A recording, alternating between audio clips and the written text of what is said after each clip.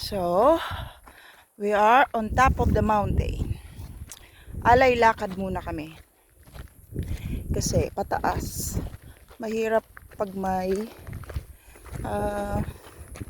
mga bundok-bundok tsaka mabato. Kaya iniwan namin yung sasakyan sa baba. Tapos, alay lakad na kami. O, di ba?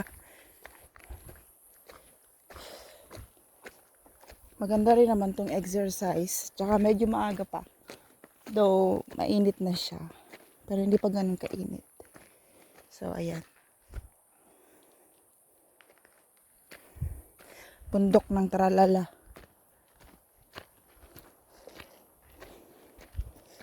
Minsan, maganda-ganda rin yung ganito. Medyo escape ka muna from the town. Tapos, explore mo yung nature. Tapos, nakakawala ng stress. O, ito yung hinahanap namin. Yung dam. Ayan, lake. So, pagkatapos na umakyat ka sa bundok, may makikita kang ganito. It's, diba, rewarding. Minsan ganun. Depende kung ano yung hilig mo. Yung iba gusto after work, shopping malls ang punta. Ito, walang work, punta ka sa nature. Ayan, pwede ka makapag inhale, exhale ng fresh air. O diba? Rewarding naman yung pagod kasi ang ganda ng view.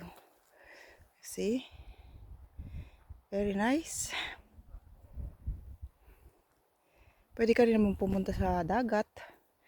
So, pupunta rin siguro kami mamaya para magtampisaw. Kasi kung may oras ka para sa trabaho, dapat may oras ka din para sa sarili mo. Kasi sa trabaho maraming stress.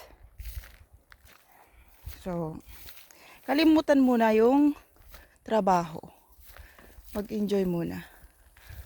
At bigyan ng ano ba yun? Relax, unwind. Pero yung hindi toxic. 'Di ba? Pagka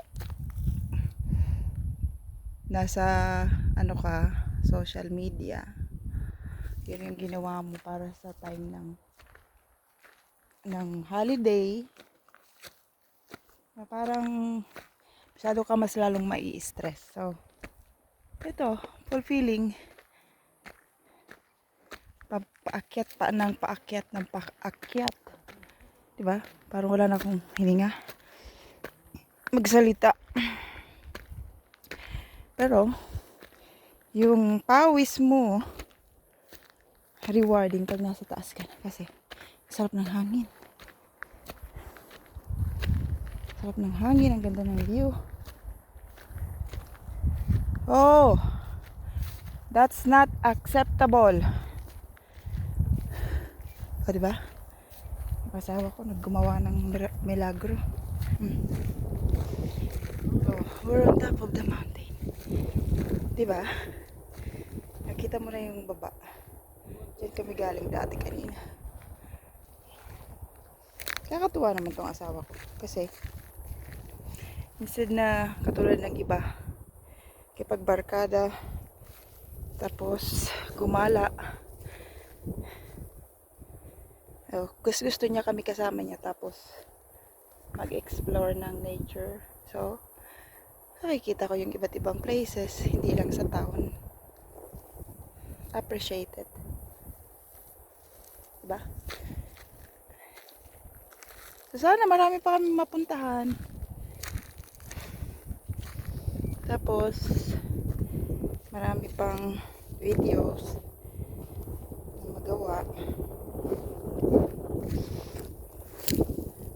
hindi pa siya kumita, pwede mo na yun i-treasure as your own moment. Tapos memories. Sarap lang tingnan. Kung halimbawang wala kang magawa. Tapos balikan mo yung mga pictures tsaka mga video. Nakakatuwa, di ba? So, next place again. See you. Bye-bye.